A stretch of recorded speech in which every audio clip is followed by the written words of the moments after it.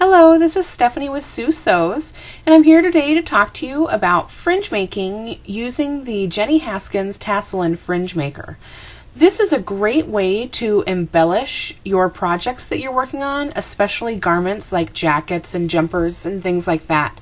I do have to apologize for the awkwardness of this video. Typically I don't narrate over another video, but we originally created this for a workshop that we were doing, so I'm going to do my best to narrate what Sue is doing in the videos. What you need to do to create your fringe is use yarn that coordinates with your fabric or your embroidery and applique, a piece of ribbon, and the Jenny Haskins Tassel and Fringe Maker. The first thing you need to do is measure out the length of ribbon that you need for your piece of fringe. So if you are going around the bottom of a little girl's dress, you may need 24 inches of fringe. So you just measure with your measuring tape along the bottom of your garment and then measure out your ribbon that long. And I would add about 2 inches just to make sure that you have enough length. Then, using your Jenny Haskins Fringe and Tassel Maker, you're going to work in the area that window is in. So you line up, you just kind of pinch the ends of your yarn in between your finger and your thumb and the piece of plastic, and you just wind around right over that window. And you can see Sue keeps kind of sliding the yarn over a little bit. That's really important that you keep the pieces of yarn close enough to create the fringe, but you don't want to push them so close that your fringe becomes too dense, because later on when you attach it to the garment, it will make it very difficult to sew through. So you just want to make sure that they're evenly spaced and pretty close together.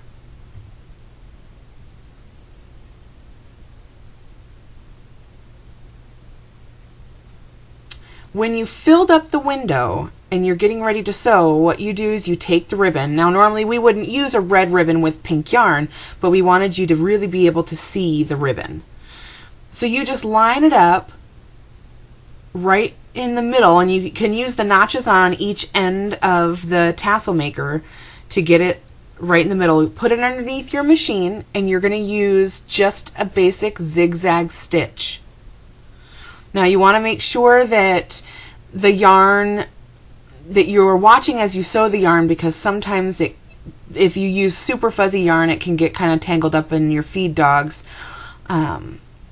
or on the foot. So you just want to kind of make sure that you go slow and you watch as the yarn passes through, but you just stitch right on top of that ribbon.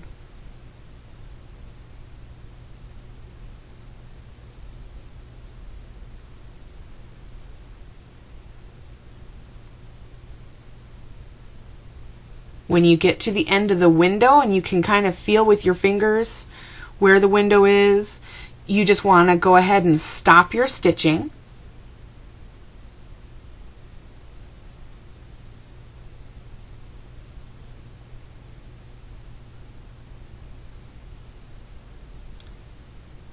Take it out from underneath your machine.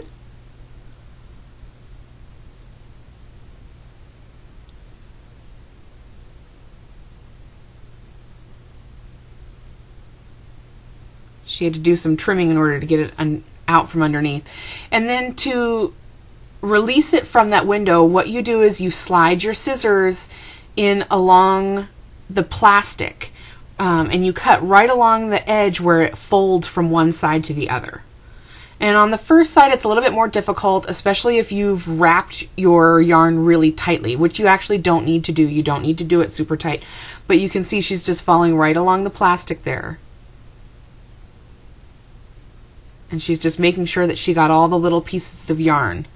And then you flip it to the other side, and she kind of flipped the tail parts of the yarn that she's going to continue wrapping with. She wanted to make sure that she didn't cut those. Although if you cut them, that's fine. You just line them back up along the edge of the tassel maker, and you can continue wrapping, which you'll see in just a minute. But once you cut both edges, it just pops right out of the fringe maker.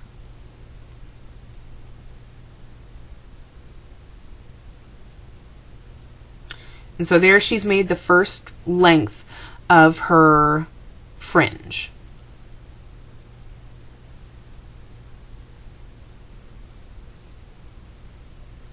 So to continue the length, you know, if you're making a long piece, you just put the piece that you've already sewn right above where the window is.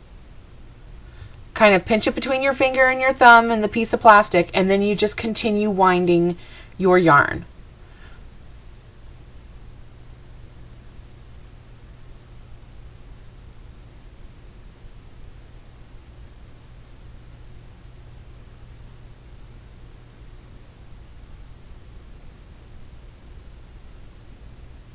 And you'll continue this process of winding, laying the ribbon over it, sewing, using the zigzag stitch along the ribbon, cutting to release the fringe, and then adding some more until you have gone the entire length of that ribbon that you've cut, to the 24 inches or the 26 inches or however long your piece of fringe needs to be. You just continue this process until you get the entire length of fringe that you need. So again, she's just making sure that they're evenly spaced. She's going to lay that ribbon down, and then she's just going to continue that zigzag stitch. You do want to make sure though that there's no gaps between the old stitch that you've already completed and the new stitch that you are beginning. It's kind of a good idea just to overlap them, just about a quarter. Then all you do is sew down the length of the ribbon, making sure that the yarn isn't getting caught up in the sewing foot, just like you did before, and then you're going to snip along the edge like you did before and just continue this process.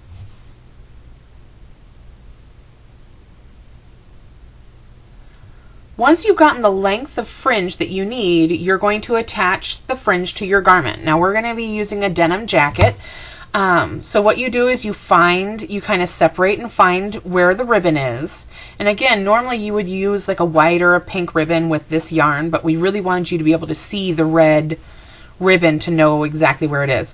So you just kind of part the yarn over where the ribbon is.